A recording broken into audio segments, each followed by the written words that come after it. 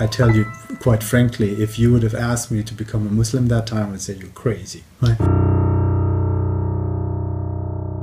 There was a little journey because I was always looking for something that was missing in the life, right? And I have to admit, I went all the way to the other direction. I'm a physicist, right? And as a physicist, you train your brain and your thought that you don't need God in life. You don't need this, right? And because everything is working towards, or like a law, right? And you find out, and humans are capable to find out all the laws. Right? And so that pushed more and more, like, in Europe, that happens, of course, since 200 years, that God was basically pushed out because of science and because of technology outside of the life. However, for me, something was missing. And I, like many other Muslims who converted, I also studied Buddhism and other things. I looked into that, and I got attracted to Buddhism because there was this thought about, meditation. I kind of like that. So to take yourself out of the regular world, right? And so I listened to a lot of Buddhist practices and started to think about what are the essential things. And like Buddhists, right, they try to detach them from what we call the dunya. Later I got a job, or got not a job but an assignment in the United Emirates. That was the first time I was ever in a Muslim country. And that was a new thing to me. So I was open to that, but I tell you quite frankly, if you would have asked me to become a Muslim that time, I would say you're crazy, right? I would never ever do that, because I was, of course, like everybody else, I heard the biased news from the news, right? And what Muslims are, and I had not a right perception from what Muslims are. And that's not quite right. I was actually in Turkey before, and I heard the Alasan in the morning, and I thought it was just crazy, right? Now, I was in the Emirates, and the first thing that came where I got a little bit more, closer to what Islam was, I had this driver who was driving me every morning to the office and back. So the office there sent a driver, and they picked me up from the hotel and drove me back. I was there for the first week, and I thought, since I'm in Abu Dhabi, right, I want to see Dubai and we'll see how that looks like. And I asked the guy if he would be free on the weekend and would drive me around in Dubai. So yes, he came, we drove around, and now he was Muslim, and he asked me if he could make some stops on the road. He said he had to do some prayers. I was not aware of that concept, when the prayers were and whatnot. I said, of course, you have to do what you have to do.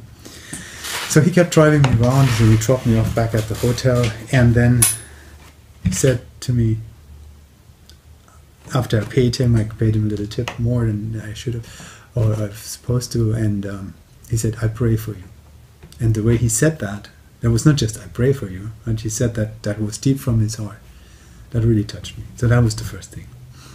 And later on, I also met my wife that I have now, right, and she started to introduce me more. So the second incident is I was having a taxi driver. Another taxi driver drove me to the big mosque in Abu Dhabi, and he introduced me to wudu, how to make wudu and everything. And I went to the prayer. That was the first time in the big mosque I think it was a Friday prayer. I can't even remember. It was the first, because it was packed there, and we did the Friday prayer. I didn't know what I was just imitating pretty much. So that was the first steps towards Islam. And then the other thing I observed there, that was at 12 o'clock when the Adhan was praying, everybody would go to the mosque. And I like that concept a lot, because that was very close what I learned from the Buddhists, right? They really practiced it. Everybody did. They dropped everything and went arm in arm together down the elevator into the mosque. I said, wow, look at that, right? So that's amazing, right? They really stop all the nonsense that you do in life. I mean, I shouldn't say nonsense, but all your busy work, and you go pray and distance yourself from the dunya, right? Yeah. And then come back, and they come arm in arm, like friends. That was impressive to me. Right? So these are things. And then, of course, I shouldn't neglect the part that I met my wife, and she kept teaching me and taught me how to pray and taught me everything about Islam. And so I picked up, eventually I converted, right? So I took the Shahada in Abu Dhabi, and they gave me a ton of books, right? A ton of books, and believe it or not, in German, right? In Abu Dhabi, you get the books. They give you a ton of books in English and in German. So I started reading this and got more and more into this, and understood more and more about the concept of Islam. And what I really liked about was when I looked at the Buddhist practice that I learned, I realized the Muslims actually translated, they lived it, they did it. Right? If you really practice Islam, you do what what the Buddhists are talking about. You distance yourself from the dunya. If you really do it right, you take it all away, right? And you do it. And if you practice and you go pray and think about this, and you give your pay zakat and all these kind of things, these are all the concepts that are being taught by Buddhism too, believe it or not. So, and that's what drew me more into it, because if you go down that route, and I've talked to other people too, I know many people went through the Buddhist route into Islam. That seems to be a natural path, right? Because you have to, it's closer. Buddhism is closer to the Western thinking, so that's easier to grasp. And from there, when you understood the Buddhist thinking, you can actually then also understand Islam. Yes. Of course, and then there are all the other virtues. Because, what's kind of missing in Buddhism, even though they teach you these practices, I don't know how I should say that, but the guidance is missing, right? Here, you have one guidance, you have one destination, right? Yeah. That is Allah, right? So that gives you the meaning in life. And if you think, let me phrase it more profanely, if you think whatever you do it for Allah, then you do it. I'm looking for words now, right? Yeah. So when you look at Buddhism, you should do everything and take away your interests, right? Yeah. But here you have a little purpose in life, right? You have a purpose in life. You are here for a reason, and whatever you do, you should do for Allah. Yes. Right? And take all your own interests and all your nafs away. I know that's hard, right? Who can really do that? But if you do it this way, then it gives you a certain, I'm looking for the right, happiness is not the right word.